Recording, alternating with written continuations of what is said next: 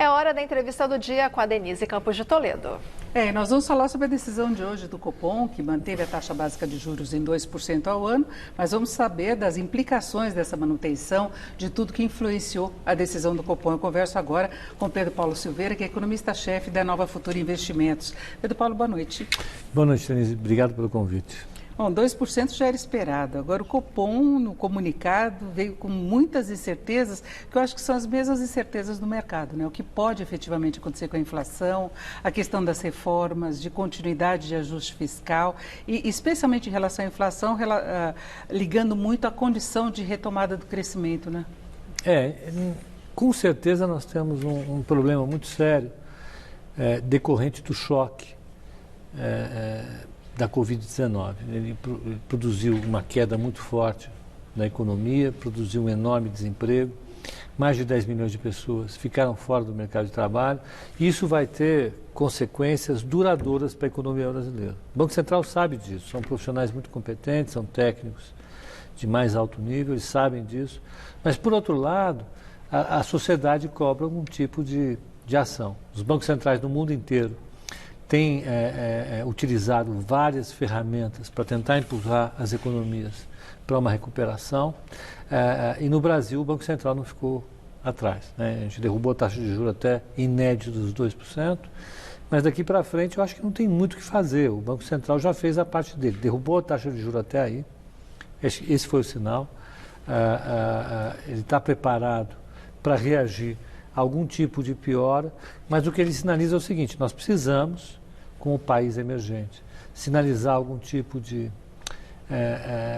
movimento na estabilização do déficit público, que atingiu um nível muito grande, né, e precisamos mostrar para o mundo que a gente é capaz de reagir. Foi o que o Banco Central fez, que está na tarefa dele. Ele até sinaliza que a possibilidade, talvez, de algum corte adicional, dependendo das circunstâncias da inflação, porque a gente tem também um movimento muito incerto, né? De um lado, né, Pedro Paulo, o IPCA está projetado abaixo do piso da meta, que é 2,5%, só que vem uma pressão louca aí do atacado, né? Hoje saiu o IGP-10, aí com variação de mais de 4% no mês, mas aí você pega produto agropecuário no atacado, alta de 40% em 12 meses. Né? Então fica a dúvida, em algum momento isso tudo chega no varejo e tem outros produtos também industriais, né? Para quem tem contrato indexado ao IGPM, nós temos esse legado muito ruim do passado inflacionário brasileiro. Tem muita gente que tem contratos indexados ao IGPM. Ele chama até contrato de aluguel, né? Exato, contrato de aluguel, quem comprou imóvel, né, algum tipo de prestação de serviço do setor público, né? Até dívida pública acho que tem um pouco. Exato, né? Dívida pública tem um pouco.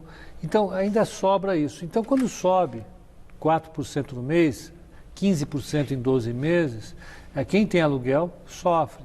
As pessoas que vão comprar arroz, feijão, né, e alguns produtos como carne no supermercado sentem a inflação de uma maneira mais intensa, mas o fato é que o grosso da inflação, o número total, continua muito baixo, justamente porque o desemprego é muito elevado. Agora pega muitos serviços, né? Serviços é que tem segurado os preços ainda, com desconto, com abatimento para ver se atrai o movimento, porque tem a questão da pandemia. Agora, se a economia reagir, vai ter repasse. Eu acho assim, veja, você falou em serviço, isso representa 60% da atividade econômica no Brasil.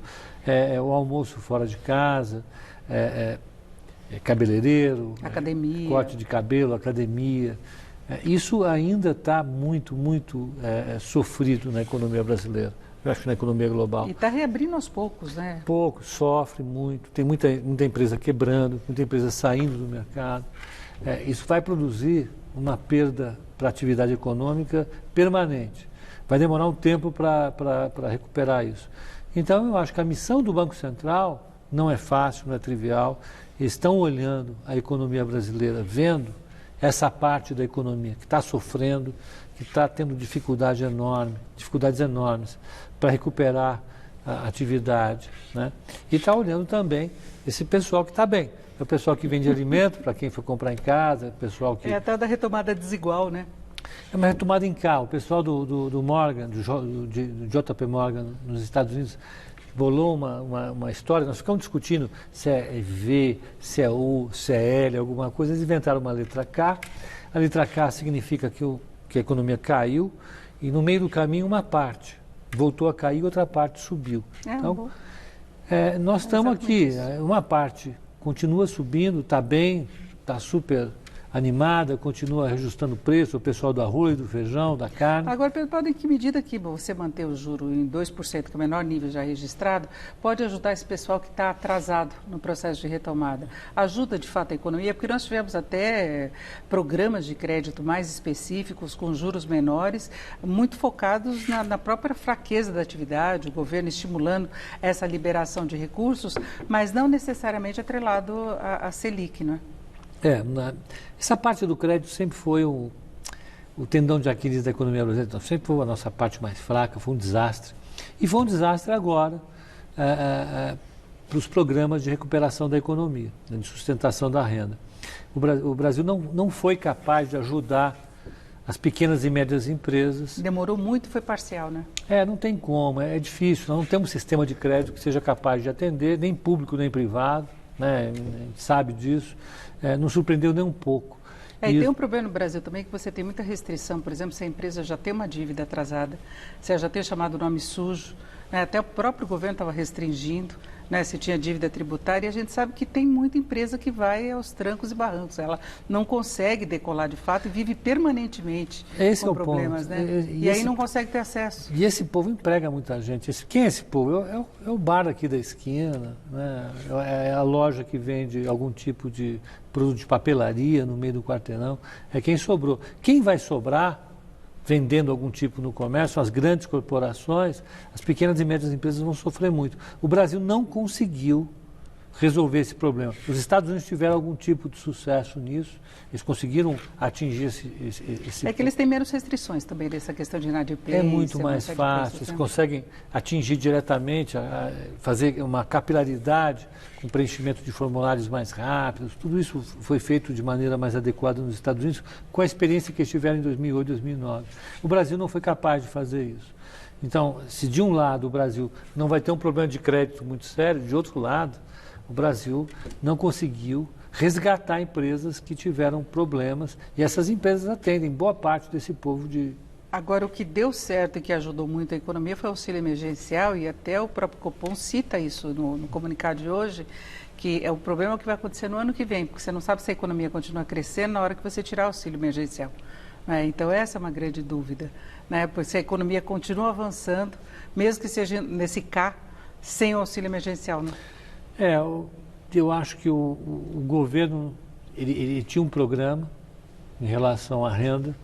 O programa dele, nós não vamos resolver isso, quem resolve é o mercado, né? Nós vamos deixar o mercado resolver isso através do corte de benefícios, através da desburocratização do mercado de trabalho. Quando veio a crise, o governo entrou com o auxílio emergencial de R$200, o Congresso levou isso para R$600, o governo gostou, sentiu a importância disso. Agora a gente não sabe o que vai acontecer a partir de janeiro. Como é que fica sem isso, né?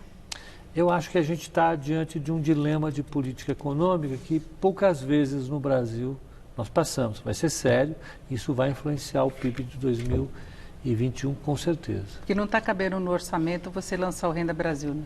Nós começamos a discutir isso no Renda Brasil. Começamos a discutir, o governo colocou isso em cima da mesa, ficou claro para o mercado que era uma tarefa difícil, ia custar caro, ia ser pesado, ia causar um déficit público enorme. Nós estávamos nos preparando para discutir isso. Nós vamos ver de onde ia sair recurso do governo. Tem lugar até para tirar, você cortando outras coisas, né? Essa discussão estava em cima da mesa. Agora, quando o governo tirou essa discussão da mesa, anteontem, e não colocou nada, a gente sabe que alguma coisa vai vir. Nós não sabemos como vai ser e como pagar. Pode ser via Congresso, né? Eu acho que o governo vai apresentar alguma coisa. O meu temor é esse. O governo vai querer apresentar alguma coisa, nós não sabemos o que é e quem vai pagar. Se fosse o Congresso, a história do Congresso, no ano passado e nesse ano, é positiva, por incrível que pareça. O Congresso tem dado mais sinais coerentes. Agora, as surpresas que o governo tem apresentado me preocupam e preocupam o mercado. Fez a taxa de juros subir, fez o dólar subir. Eu acho que é o tema as próximas semanas. É importante a gente falar que tem uma curva de juros com a qual o mercado trabalha e essa curva de juros está bem acima da Selic, né? A Selic está em 2%, a taxa de juros para 2027, que é um vencimento que eu acompanho, lá, que é próximo dos 10 anos dos Estados Unidos, está acima de 7%. Então você tem um prêmio... É o que o governo paga para captar recursos. É um prêmio de 5% de incertezas que o mercado tem em relação à política monetária, à política fiscal, à inflação e o nosso Brasil.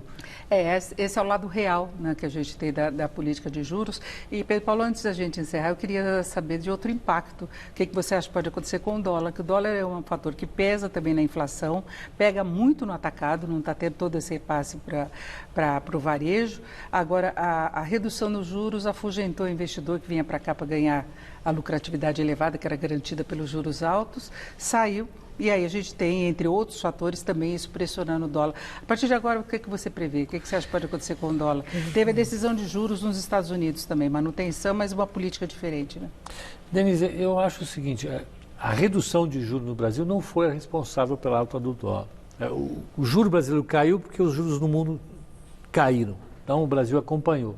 O que subiu foi a percepção de risco em relação ao Brasil. Você acha que isso pesou mais? Pesou muito mais, né? O Brasil... Do que a perda de rentabilidade. Bom, inclusive porque a Bolsa também perdeu dinheiro, né? Exato. Então, o que fez o dólar subir foi o aumento da percepção de risco, que está ligada à incerteza em relação à política fiscal. Quando isso vai mudar, é difícil dizer. O governo tem dado sinais muito contraditórios para o mercado em relação a essa questão. Uma hora o governo sinaliza, não, eu quero fazer reformas, eu quero fazer um ajuste da política fiscal, mas o tempo todo nós recebemos sinais contraditórios também. O governo tem dificuldades para fazer ajuste fiscal, reformas, etc. e tal. Então eu acho que o dólar vai continuar nessa confusão, que refletindo uma falta de, vamos dizer assim, de identidade por parte do governo em relação ao que ele considera mais importante para fazer do ponto de vista fiscal. Tem uma divergência interna mesmo que acaba afetando, né? Por mais que a gente entenda que o Paulo Guedes vai ficar, eu acho que o Paulo Guedes vai ficar, é uma pessoa muito forte, muito determinada, um cara com uma personalidade fantástica, mas o governo tem dificuldade para aceitar integralmente o programa dele. É isso, eu conversei aqui com o Pedro Paulo Silveira, que é economista-chefe da Nova Futura Investimentos. Pedro Paulo, muito obrigado. Eu agradeço o convite, muito gentil. Com vocês.